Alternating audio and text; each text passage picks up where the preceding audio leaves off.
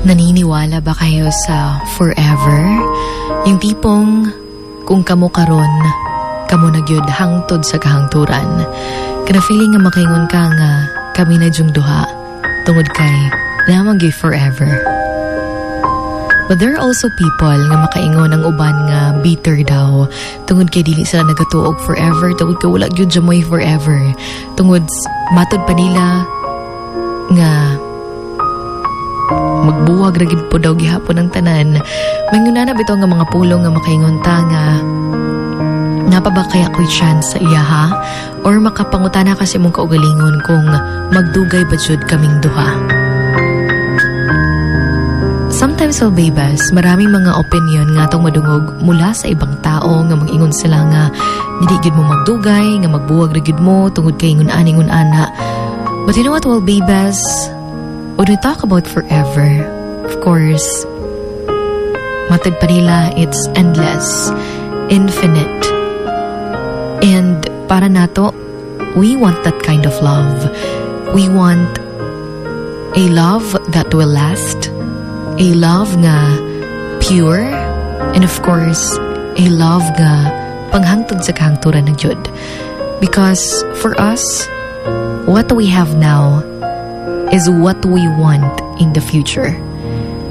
Kung unsa nga relationship ang nasa to karon, of course, we really want this as well, nga mao gihapon ni hangtod sa hangtod. Gusto nato nga dili lang ni pangkaron kundi para pangpuhon. Mo nang if you do really believe in forever, well, para sa ubad there is, and I think really there is, especially if yung panahon na talaga yung magsasabi na kayong dalawa talaga yung para sa isa't isa, then kayong dalawa talaga.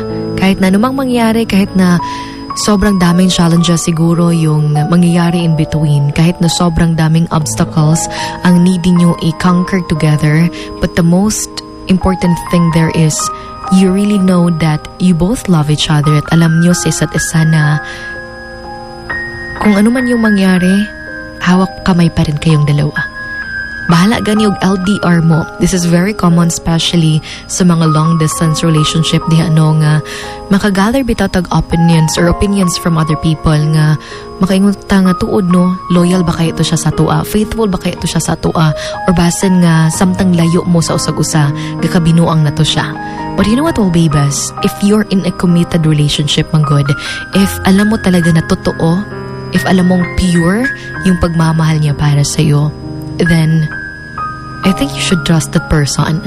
Tungod kay if naamang gud ang pagsalig nimo para anak nga tao, bahala og lagyo pa kay mo sa usa, bahala og sa katuig ibutang tag kapila lang mo magkita. Pero if the love is there, the respect is there, and you both understand each other, tungod kay there's actually a lot of things na inyo pag you work together, and you know nga what you're doing is actually for your future, then what you have will actually last. No, the relationship ninyong gibuild, the trust ninyong gibuild, of course, the love nga naa para sa usag-usa.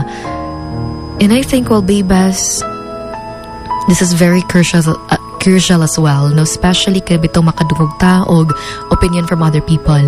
Of course, it can help, but not all the time, because there are some people na talagang magsasabi lang para may masabi lang, or there are also people na magsasabi lang because gusto lang din nilang guluhin kung ano yung okay na sana.